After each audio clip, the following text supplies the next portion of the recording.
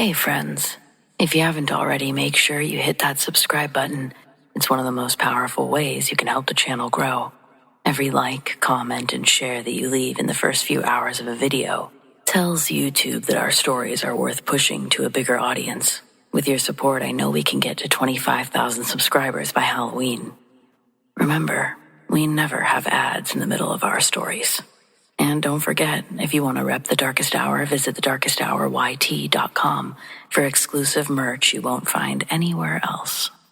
Thanks for being part of this journey. Now, on with the show.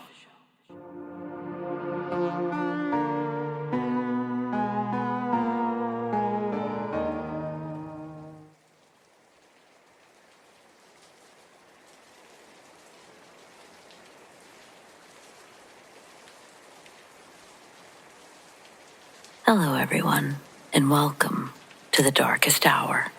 I'm your host, Amanda Jane. Have you ever felt something before you saw it? Someone watching you, or an inexplicable shift in the atmosphere around you? One moment the world feels ordinary, and the next it's anything but. Some call them shadows, ghosts, hostile spirits. Others insist that they're just tricks of the mind. But for those who have come face to face with the cruel and unexplainable, the word demon lingers like a taste on the tongue. Whatever name you give them, these entities are not passive. They want, they crave, and sometimes they let us feel just enough of their presence to know we've been noticed. A whisper, a burn. It could be the feeling of being pinned, breathless, as something lingers at the edge of sight. These moments are brief, but their weight is lasting. Tonight, we'll step into those moments where the ordinary world falters and something else passes through. So, let's get started, shall we?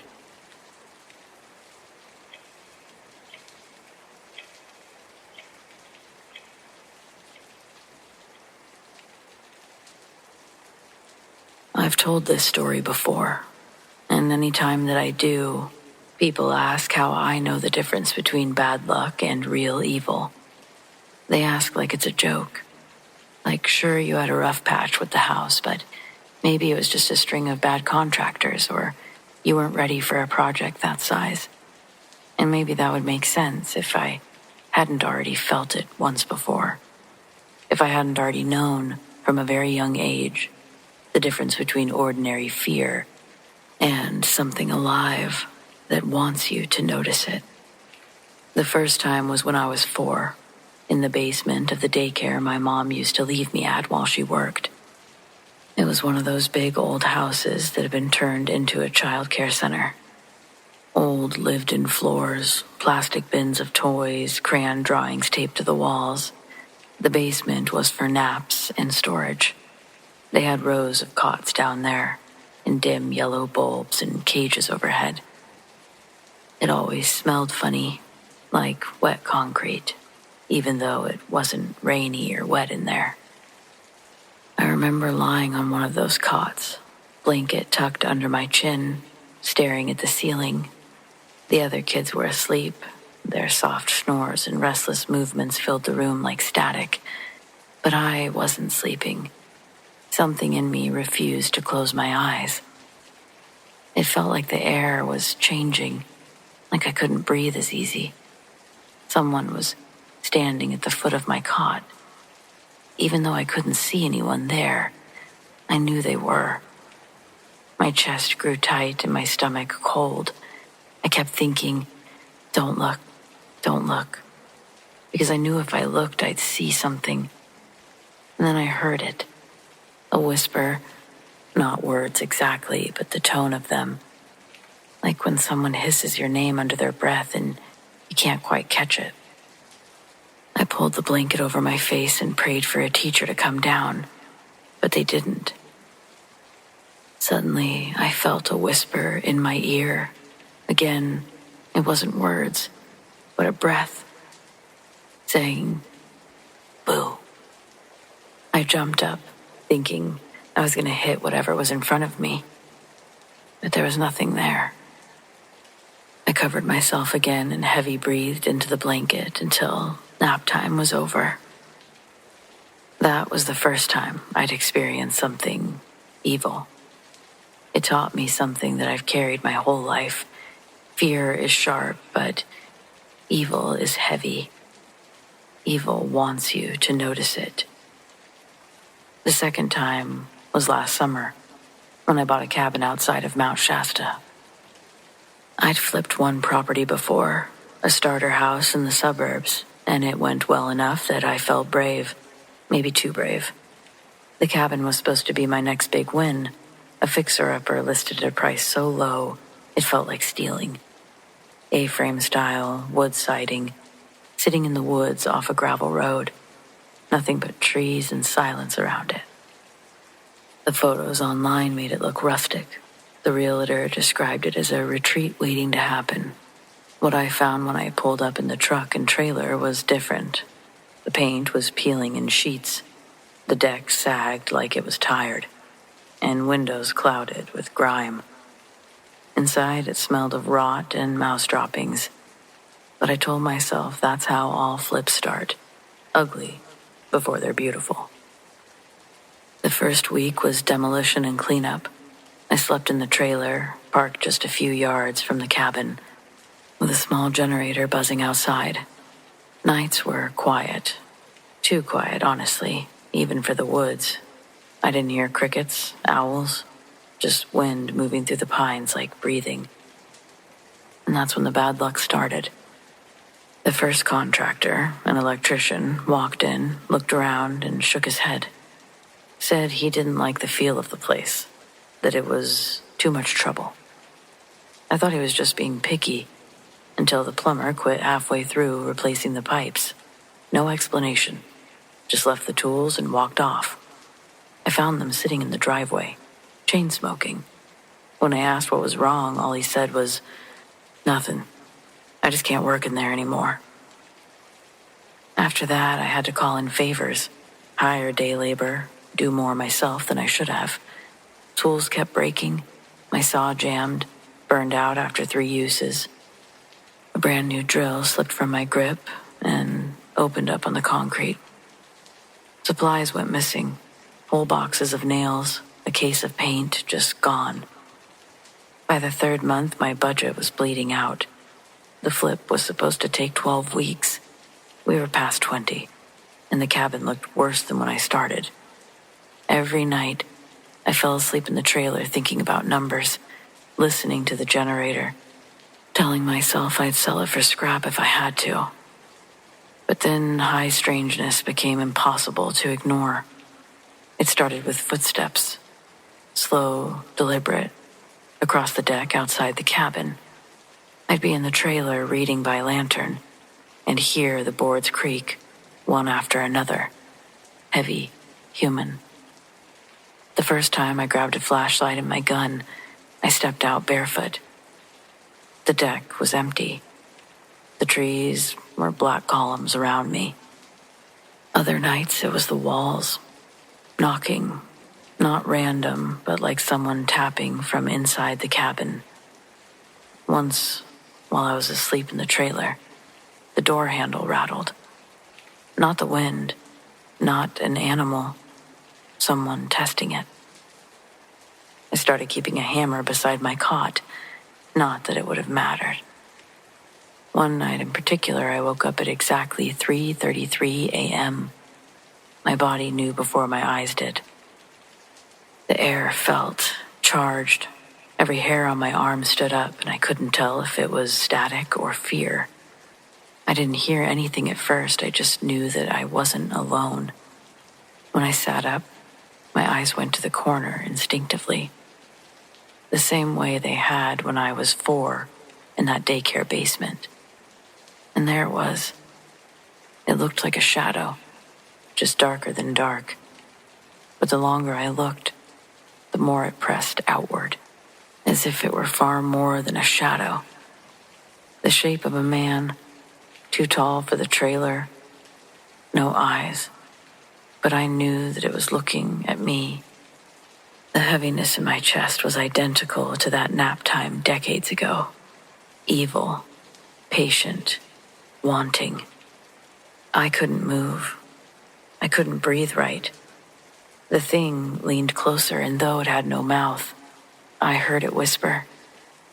Same as before, not words but intent. I felt the heat on my ear. Almost immediately after, I forced myself to reach for the lantern. When the light came back on, the corner was empty. The next morning, I found 3 scratches down the side of the trailer. Deep, parallel. It was like claws, like something had dragged them hard enough to tear metal. The flip never recovered. Every attempt to push forward failed. Inspections fell through. Contractors stopped answering calls. Money drained out of my account like water from a cracked bucket. By the end of the summer, I gave up, packed the trailer, locked the cabin, and drove away. I haven't forgotten looking in the rearview mirror, though. The cabin was empty, but I swear I saw something in the top window. A shape, watching me leave. I was so sure I turned the car around. But facing the cabin once again, it was clearly empty. I felt evil twice in my life. That basement and that cabin. And the worst part is knowing that I might feel it again.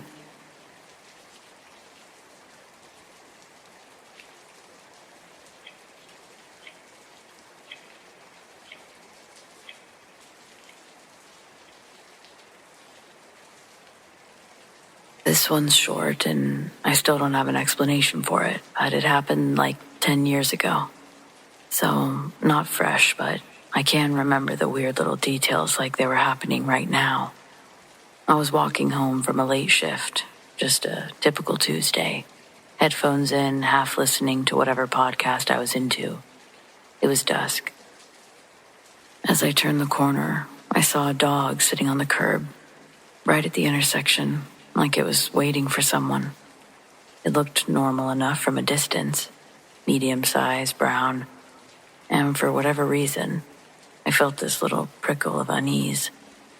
Not fear exactly, more like the skin on the back of my neck getting tight. I told myself dogs are just weird sometimes and started to walk around it on the street side so that I wouldn't crowd it. When I glanced back, and I only glanced back because the streetlight was flickering, the dog had turned, so it was facing me, sitting perfectly still again.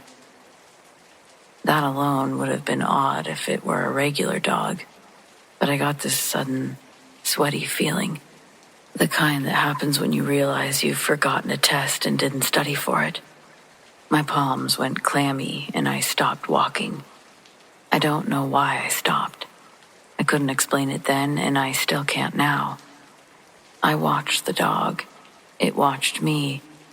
The dog's head tilted slightly, like a dog does when it hears something interesting. Only there was nothing but the hum of the street. Then I noticed the shadow angling away from the streetlight. Only it wasn't the silhouette of a dog. It was something else entirely. It spread out in long, looping shapes like tentacles. Multiples of them, curling under the dog and stretching across the sidewalk. Not like a hand or a tail, but like an octopus had decided to sit under the mud and make a shadow art installation. For a split second, I thought maybe someone had painted something, or there was a weird piece of trash, or I'd misread the light. But there was no denying where the shadow was coming from. When the dog shifted its head, the shadow curled in a corresponding way. The sight made me sick. My mouth went dry. I was rooted to the spot, stupidly convinced if I moved, it would notice or follow or something. Then a car honked, loud, like somebody trying to yank me out of a dream. The horn kept blaring, and a guy behind the wheel yelled something about watching where I was going. I was standing in the middle of the road. The noise snapped me out of it and my legs unglued. I walked, maybe a little faster than I needed to. I turned the corner, and I didn't look back until I was around the block. When I did, there was no dog. I told myself that I was tired. Whatever. I shrugged it off and kept going. Life went on. Nothing like that ever happened again. But I've thought about it a lot. Was it a real animal with an impossible shadow? Some kind of projection, hallucination? I don't do drugs. I wasn't sick. I didn't have any reason to be imagining things. The logical explanations always feel a little thin. And the one part that sticks with me is how real the shadow looked. Not just a weird shape, but detailed, like it had weight. So yeah, has anyone else ever seen an animal with a shadow that wasn't quite right? Or something that made you stop in the middle of the road for no good reason? I'd love to know, because I truly still have that sweaty, weird feeling in my memory whenever I think about it, which makes me feel like it was something worth remembering.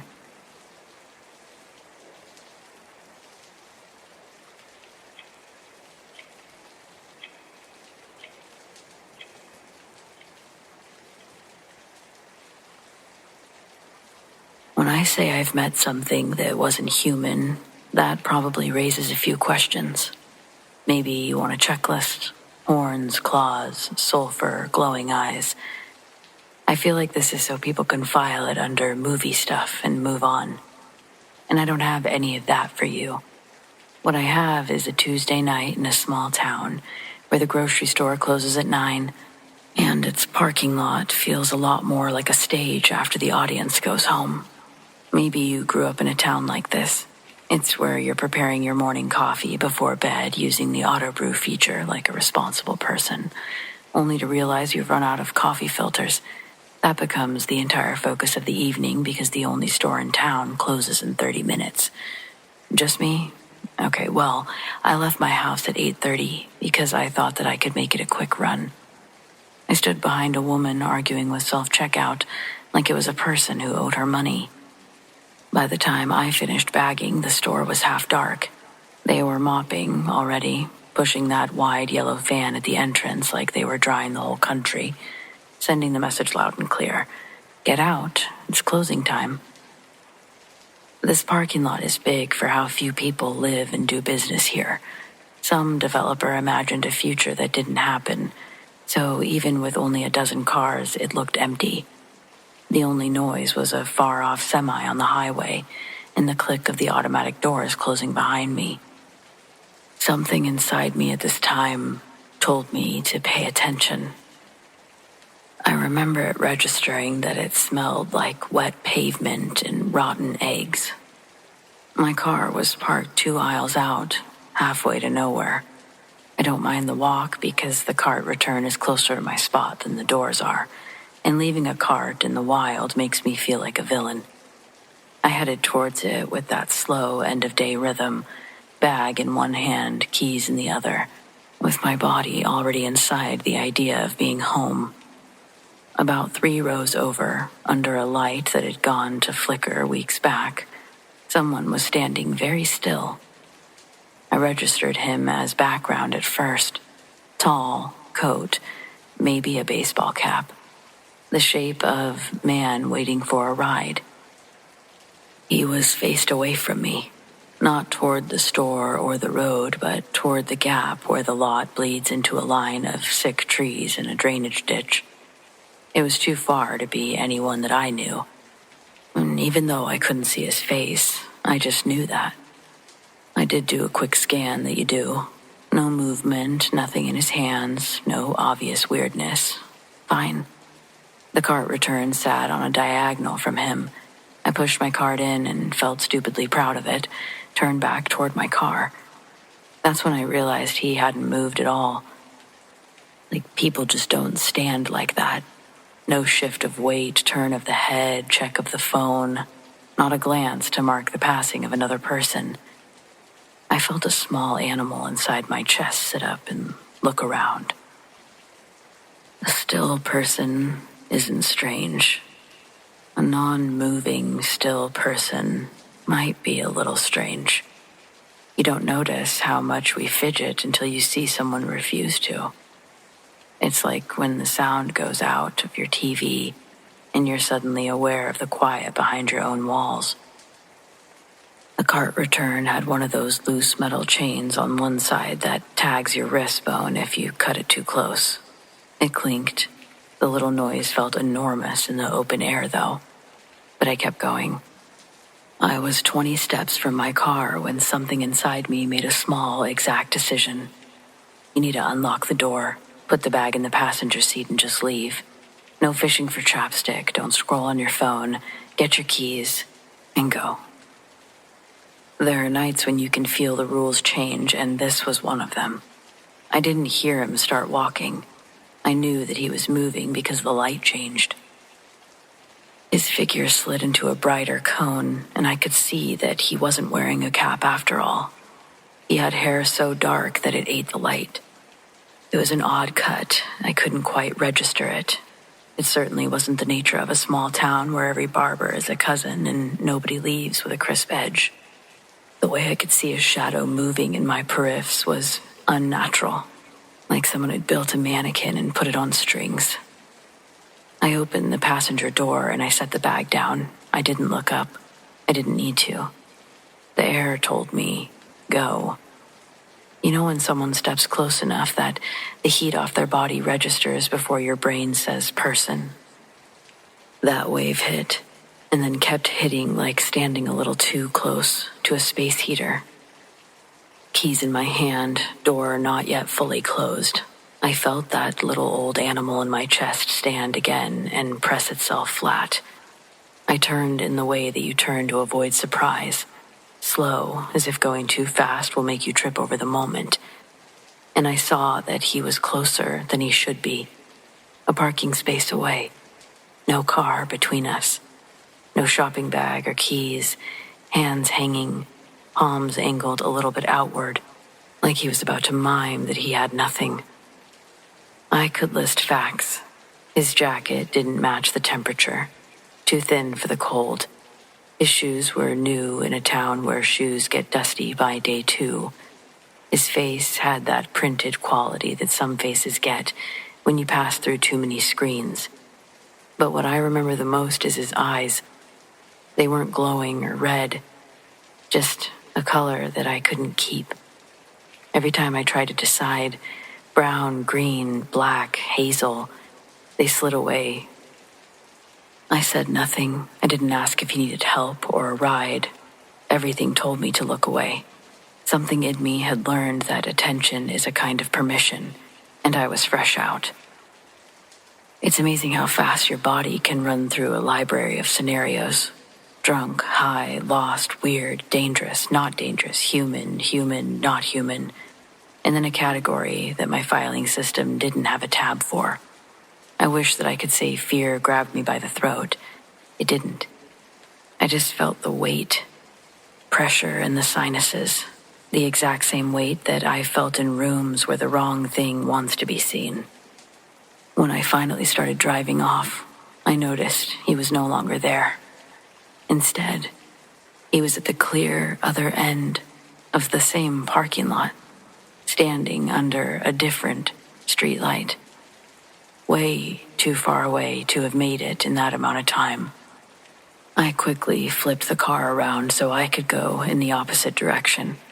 He was in my rear view now, and all I could see was him raise his arm, do some sort of motion, almost like a wave, but more like a conductor. Sheer coincidence, bad timing, what have you. My low tire pressure warning goes off, and the sound makes me jump. My body drove like the car and I had made a pact.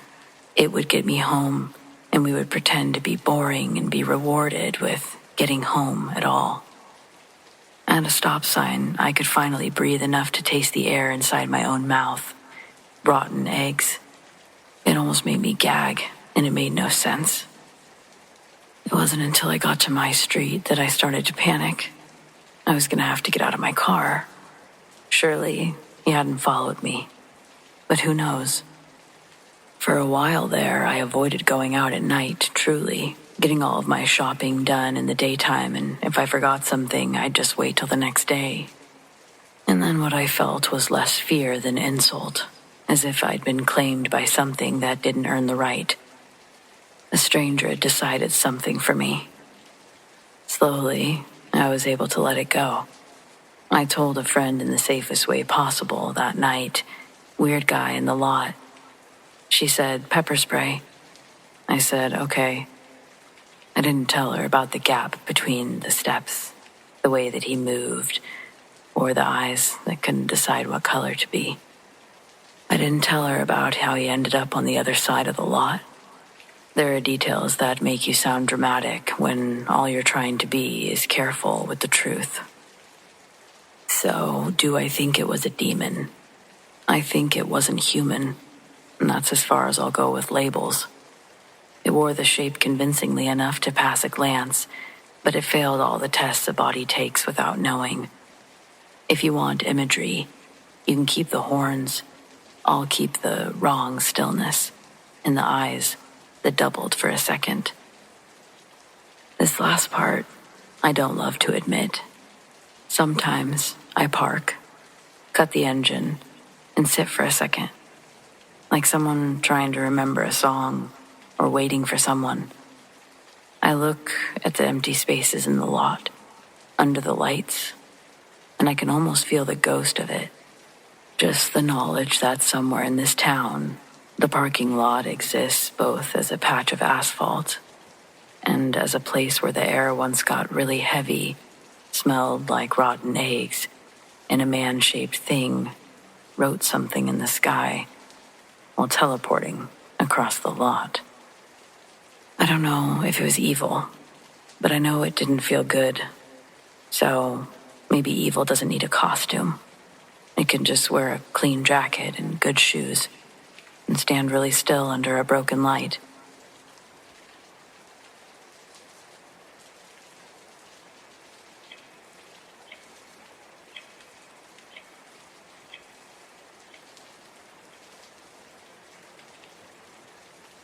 I was maybe 8.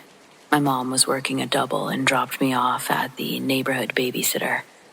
For the life of me, I can't remember her name, so we'll call her Mrs. H. We were going to the corner store, and before we left, Mrs. H waved a finger at me like all grown-ups do and said, "Whatever you do, don't listen to the mean old lady." It was said like a joke, you know? Like one of those neighborhood things adults say so kids don't dawdle. I didn't think much of it. But on the way back from the corner store, we passed her stoop. She sat there in a big shawl, looking like she always did, a bit grim, mouth a tight line. Out of nowhere, she yells at us full on, "Stay the hell away," which was intense. Mrs. H flinched and turned toward her, like to answer or scold or whatever adults do. I looked too, and this is the part that still makes my stomach go all weird. There was something, tiny, squat, like a kid's idea of a gnome, standing at the edge of the old lady's silhouette. It was the size of a small child, but wrong in all the way that things are wrong in nightmares. It was sort of leather-looking, all hunched over, with its head tilted like it was studying me. The thing's eyes, if they were eyes, were sharp and bright and just stared straight at me.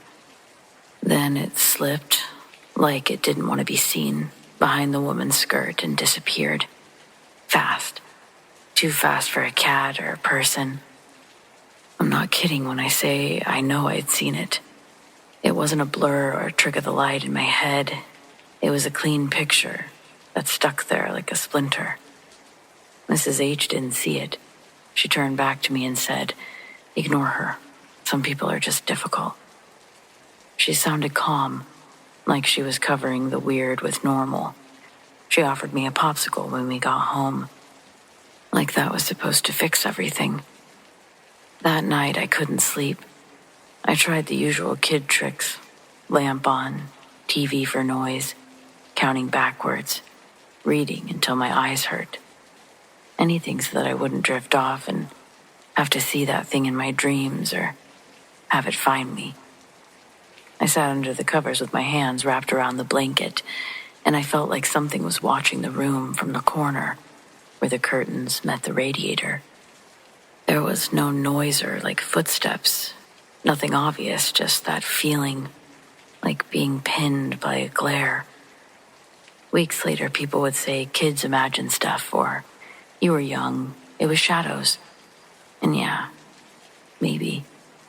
But there are sensory details I still remember clearly. The exact way the sidewalk looked, the warmth in the air, the way Mrs. H's hand paused on the popsicle stick when she gave it to me. But also, the way it looked at me. It wasn't like anything I'd ever seen. It's why I can't forget it. If it's not a demon, call it whatever. A gnome, a sprite, a weird neighborhood critter. It didn't feel majestic or mystic. It just made my skin crawl. Just a small thing that looked at me and decided I was interesting. Curious if anyone else has ever seen something small like that. Not a shadow looming over you or something, but like a tiny thing hiding by someone normal that only you saw.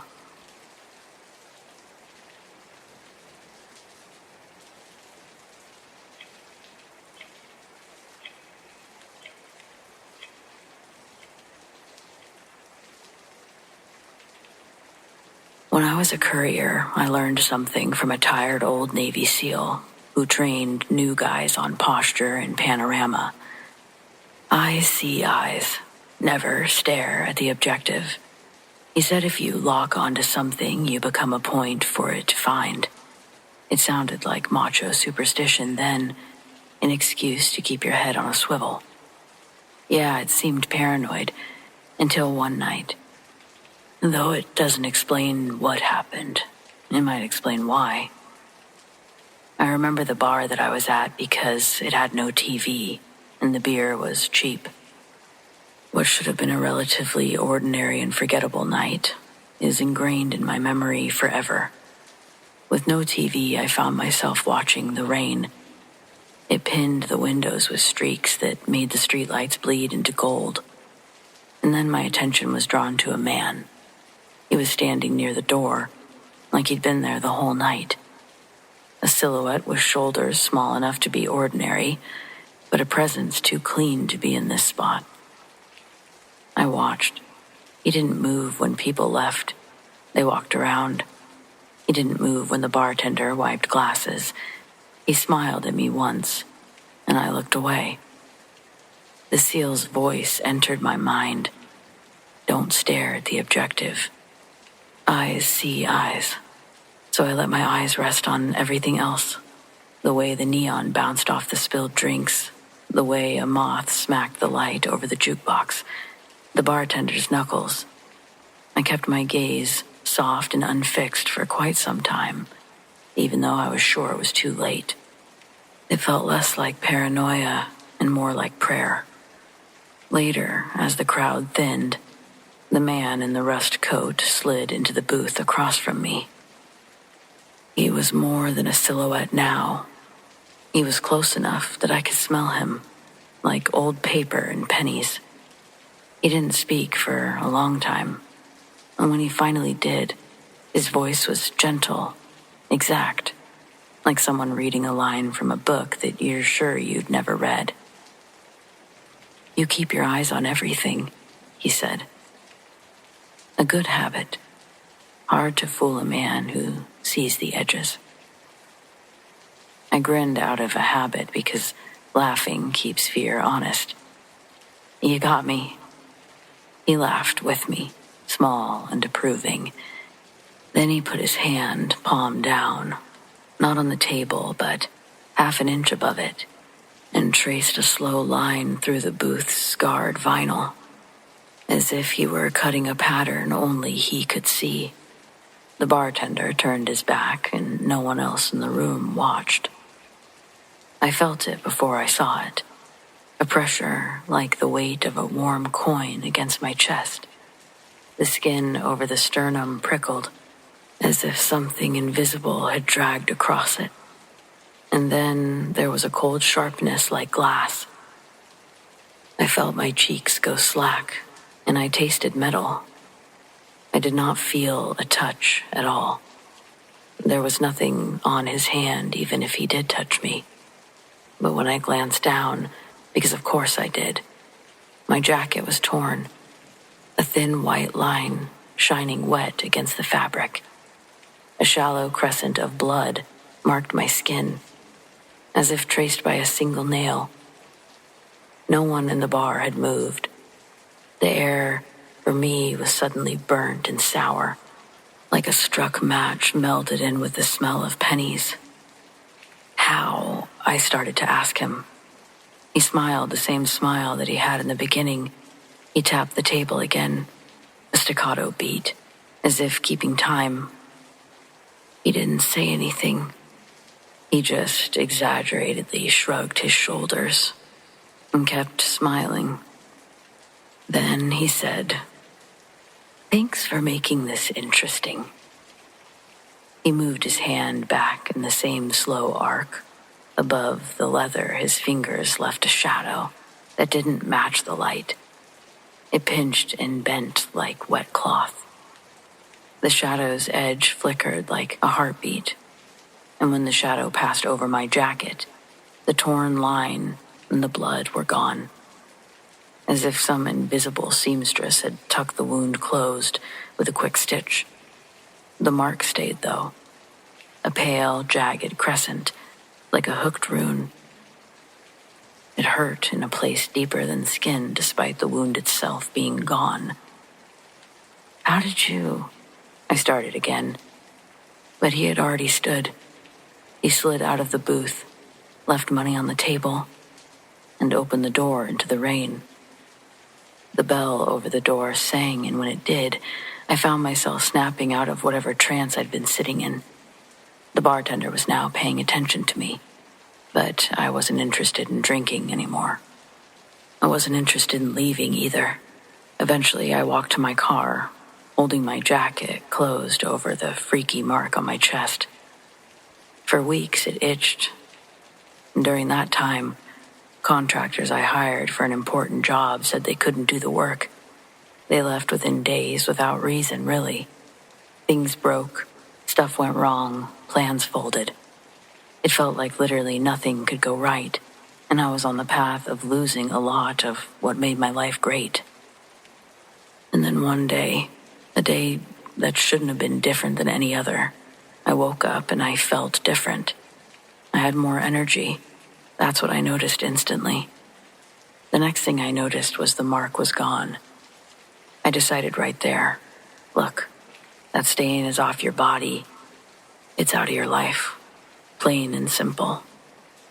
So, whatever that man left on me, it felt as close to a curse as I can think of, and I don't have an explanation for it. And why did he choose me? Well, eyes see eyes, I guess. That's all I can think of anyway. And other than that, try not to think of it.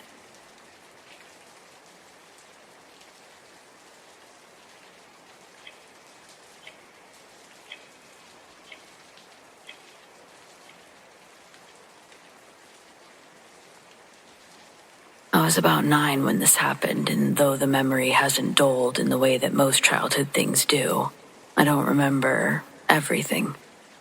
But at that age, I was living with my dad in a tall, narrow terrace house, 5 floors of groaning stairs, walls that were so old they seemed to make their own noises. The house was full of strange stuff, mainly sounds.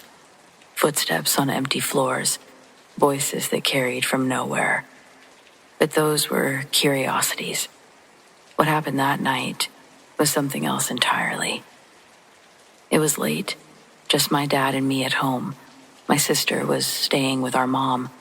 I remember going to bed with my door shut, because I hated the thought of that long hallway yawning open into the dark.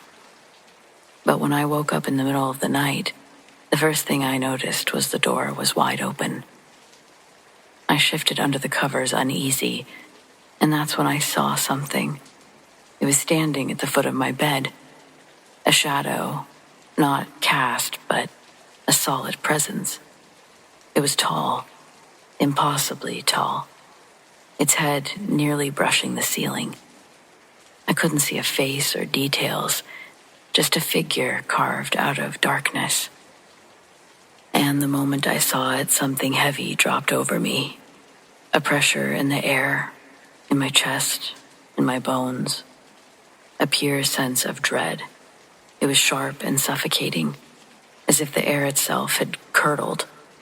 There was nothing holy about it, nothing protective. Whatever it wasn't meant for me. It was against me. Dark, heavy, and wrong. I froze and my lungs burned. My heart was thrashing in my chest, and I didn't scream even though I thought I could. I didn't even move. I stared, locked in place under that weight. And then, as if it knew I could see it, the shadow gave way. Its form sagged and unraveled, melting down into the floorboards until nothing remained. The air shifted noticeably, but before I could even breathe again, the door slammed shut, hard. The sound exploded through the room like a gunshot. I bolted upright, terror spilling through every part of me. I didn't dare go near the door. I reached for the lamp instead, snapping the chain with shaking fingers until warm light spread across my room. But the light didn't touch the fear. I spent the rest of the night fighting to stay awake. I stacked my pillows high, pulled the blanket to my chin, turned on the radio, flipped through books.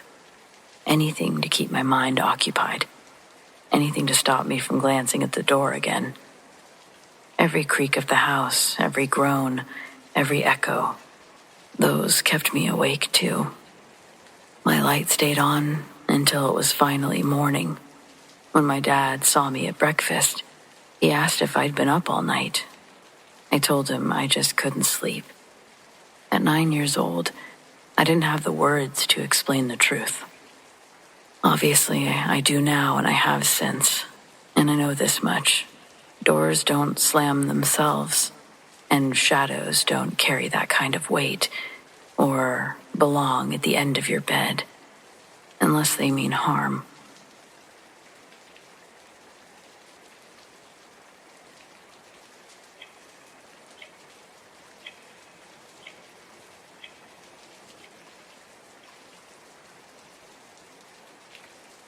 This happened when I was about 14.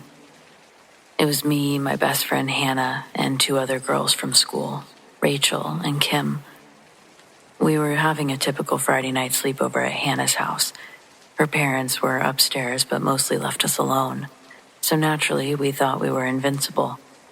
At some point, the conversation drifted into scary stuff. You know, ghost stories, Bloody Mary, Ouija boards. Hannah said she'd read online about doing a seance without an actual board. Just candles, a chant, and focus. We all thought that it would be hilarious to try. We gathered in her basement, because of course the basement is the creepiest place you can pick. There were old boxes down there, a laundry machine, and those pull string lights that flicker when you yank them. Hannah set up a circle of tea-light candles. She'd stolen them from her mom's drawer. We sat cross-legged around them. We didn't know what we were doing, not even a little. But we held hands and tried to invite spirits by saying dumb stuff like, "If anyone's here, give us a sign." And I can't remember the words we read, which is probably for the best, but we read something out loud, in unison. Then we asked questions out loud. We tried whispering. We even got quiet and serious for a few minutes. Nothing. Not even a creak or a candle flicker. Eventually, Rachel laughed and said, "Guess the ghosts are bored too." We all cracked up. After about 20 minutes of trying, we just gave up. The whole seance ended with us eating chips and playing truth or dare until we finally passed out. Setting up to be one of the most anticlimactic sleepovers ever. But then, I woke up in the middle of the night to Hannah screaming, like a full-on panic scream. I sat up and realized Rachel and Kim were both freaking out too. For a second I thought someone had broken in, but then Hannah yelled, "It hurts. My shoulder, it burns." We all turned on the overhead light, and that's when we saw it. On her left shoulder blade were 3 scratches. Not deep, but red and angry for sure. Like something sharp had dragged across there. And here's where it got worse. When Rachel pulled on her pajama top, she had the same thing. 3 small scratches. Then Kim. Then me. All of us. Same spot. Left shoulder blade. 3 marks. We just stood there staring at each other. Our mouths were literally open until someone started crying. I'm pretty sure it was me. None of us had been near each other in our sleep. We were all spread out on the floor, each in our own sleeping bags. There was no way we'd all scratch ourselves in the exact same place, in the exact same pattern. Hannah wanted to wake up her parents, but Kim begged us not to. She was terrified that her super religious mom would hear about it and forbid her from hanging out with us again. So we stayed downstairs, all sitting together with the lights on until morning. The scratches faded in a couple of days, but I swear, I felt that sting a lot longer than that. None of us could explain it. We didn't talk about it at school because we knew people would say that we made it up. Even between us, it became kind of an unspoken don't bring it up thing. But ever since then, if I hang out with Hannah, we'll glance at each other if someone jokes about seances or Ouija boards, and it's like we both remember without having to say anything. I've read since then that 3 scratches is supposed to be a thing, like a mockery of the Trinity or some demonic calling card. I didn't know that at the time. We were just dumb 14-year-olds daring each other to summon ghosts. And I don't know if what we did actually worked or if something just noticed us. All I know is I've never tried anything like that again.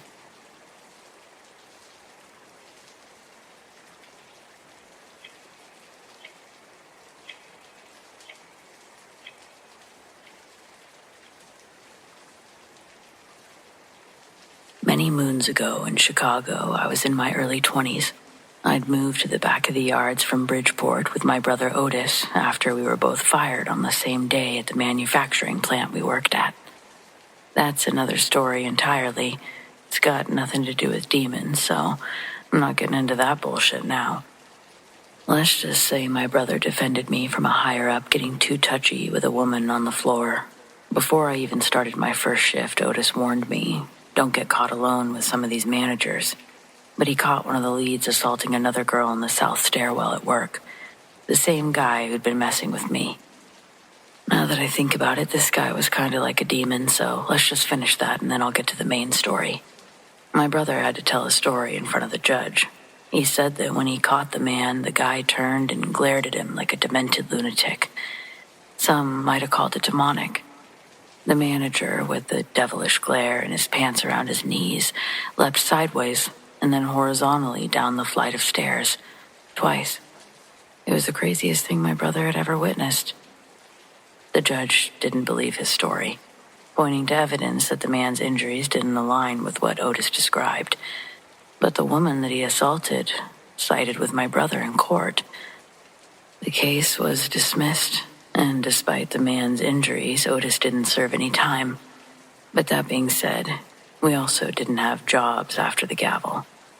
Somehow being his little sister made me equally part of the beating, even though I was out smoking on a break when it happened.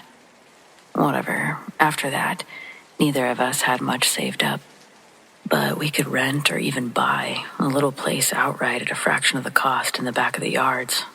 I took a job working in an arcade to make ends meet for the time being, and Otis got a seasonal job working construction. Our circumstances weren't unique around there. It's like the end of the line for most of its residents. I'd say we were even considered among the better-off houses in that part of town. The people there are strong and have seen the short end of the stick most of their lives, but the community never gives up the good fight. We never had any problems living out there. No human problems, I should say. And the only big incident we had could have happened anywhere. It just happened to take place in the back of the yards.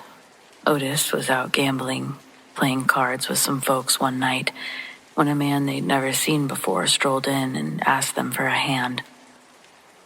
They told him they were playing for dollars, but the man didn't have any cash to wager, only a really fancy watch that he had tossed on the table to buy in.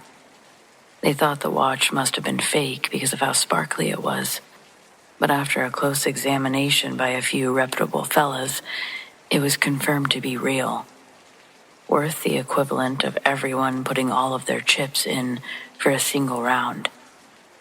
A night of gambling with friends turned into one game of all or nothing for the 6 men around the card table. I don't know the ins and outs of the game, but Otis said that when they revealed their hands, the man who'd bet his watch didn't have anything close to winning. Without saying another word, he smiled, got up from the table, and left while the other men laughed or cursed at each other over the results. Otis ended up winning the pot that night, and after telling the story, he lifted the sleeve of his jacket to show the expensive watch he'd won. The next morning, he woke up feeling sick. It could have been a hangover, but Otis said that it was like nothing he'd experienced before. A blinding headache, temperature through the roof. When I got home from work, he was laying on the couch. His clothes were soaked from cold sweats, and he was acting confused and strange. With the amount he was sweating, it could have been dehydration, but he said that he'd been drinking water all day. He told me he was hearing voices in the house when I was gone. He knew that he wasn't dreaming because he was actually seeing the people when he closed his eyes. They would stare at him, awake, and he'd find himself alone in the house. Then the voices would start up around him. When they spoke, their words weren't directed at Otis, but they made him paranoid. It sounded like hearing your parents argue in another room, except they were saying things like, "He's useless. He's a burden." Almost like intrusive thoughts projected outward.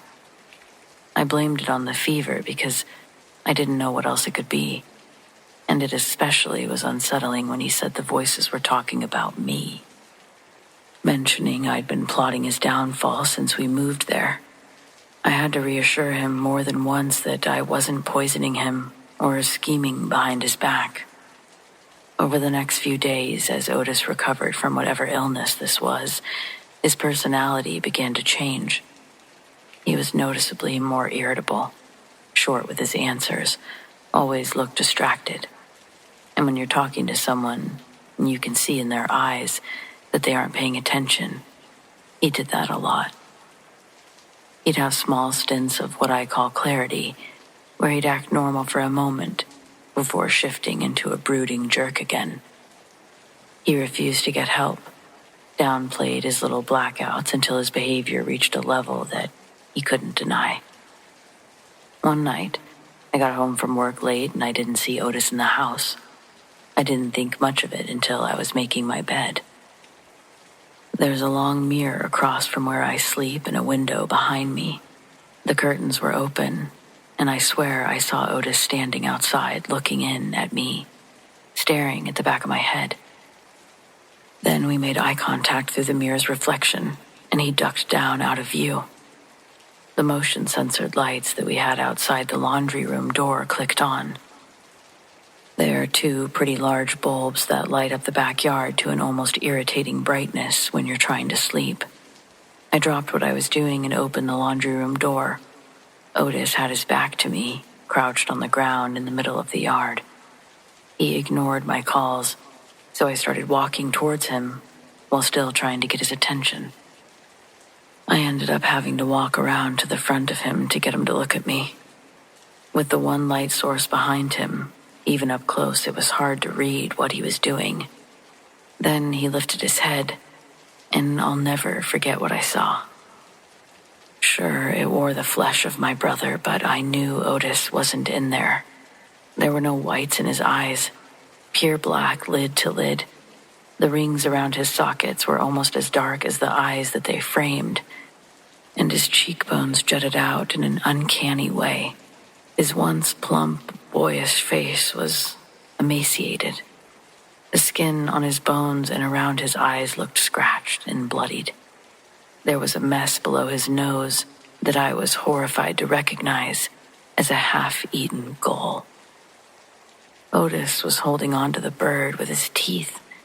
A wing and its head dangled loosely as he chewed, and I watched the innards squish from side to side in his mouth when he bit down. Then the motion-censored lights turned off. The moon couldn't shine through. There was too much cloud cover that night, and the light from the house windows didn't reach where we were.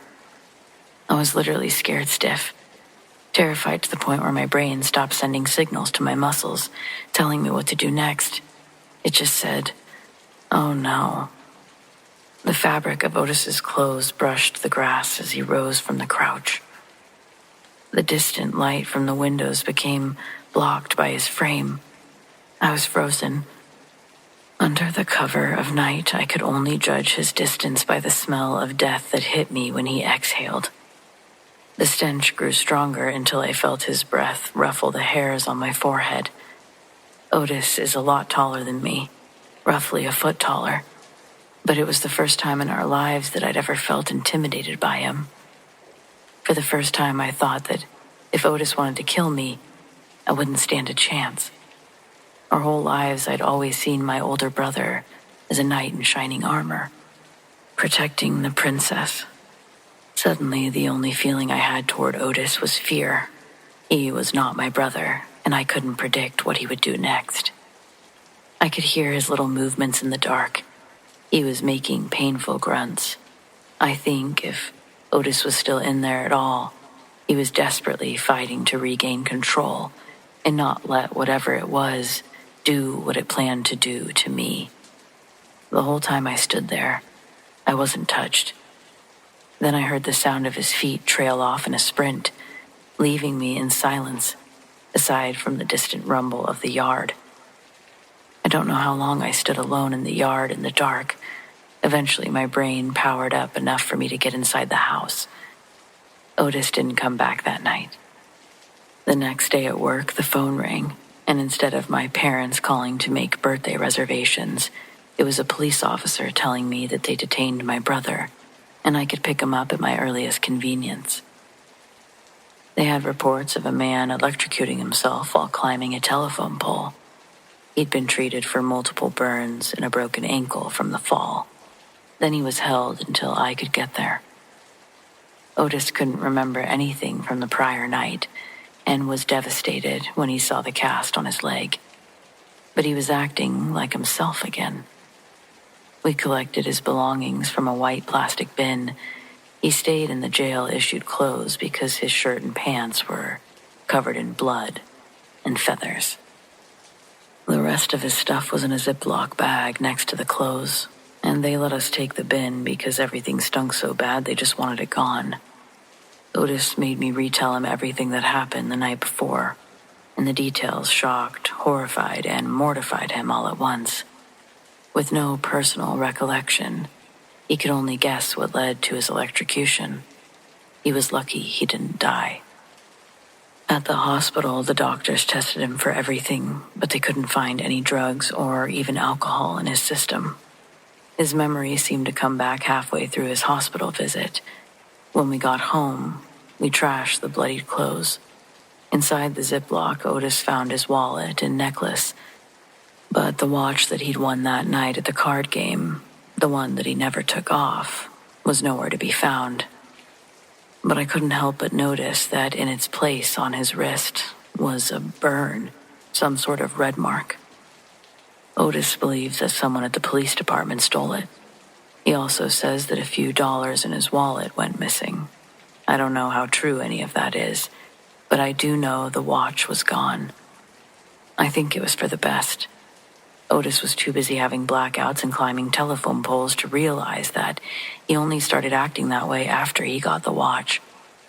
He blamed it on the fever, but I couldn't help believing that, even from the story of how he acquired it, there was something weird about that watch. I didn't like it, and I was glad it was gone.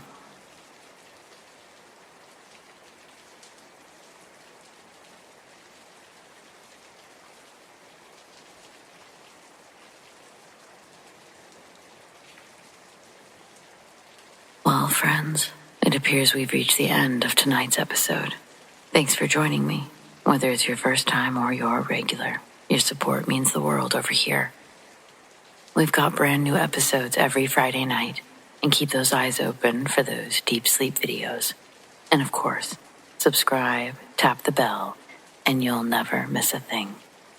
Special thanks to the Darkest Hour channel members: Lori TESDAHL, Sarah Marie, Robert Bailey, COLTDADDY Eagle, Mallory Dominguez, Kari Watkins, PILAR TREDEN WIXSON, Larry Hill, Ripley, JOJO STARCHER, Mary Patrick, Debbie LAFRENIERE, Julie Bourdelais, MARINA LACHNER, Make Hamilton Home, Evan Pratt, Mary Hineline, Katharine Yes.ImtherealKatie Isabelle, Landshark, Danielle Hecht, Mama P, Keziah Pietersen, Amber Baker, Khris Lauzon, Kara Geos, Marvin Allen, Forgotten Ruins TV, Raven Wolf, Carlos, Stacia Gillette, Nate Black, Jill Harper, Kathy Balkenbush, Cosmic Chick, Sierra Guerrero, Deanna Kuzman, Nathan Bremer, and Demian Forrester. Big thanks to those who shared their stories, and a huge shout out to all of our patrons: Tracy S., Mary H., Tanya F., Tamara K., Monica L., Zoe Watt, Shelley B., Donald C., Marion T., Rat Girl, Alicia S., Aaron G., Nikki H., Mr. Revenant, Naz K., Brendan G., Paul T., Nicholas C., Tony P., Lizanne, Arlene F., Adrian, T.F. Parham, Jason G., Lori T., Bobo Jenkins, Rachel S., and Linda West. If you want to support The Darkest Hour in other ways, consider joining our Patreon or become a channel member. Check out patreon.com/thedarkesthour or click the link in the description to learn more. Do you have stories like these? I'd love to share them. Send them to me, Amanda, darkesthour@gmail.com, or on the Darkest Hour subreddit, The Darkest Hour YT. Stay spooky.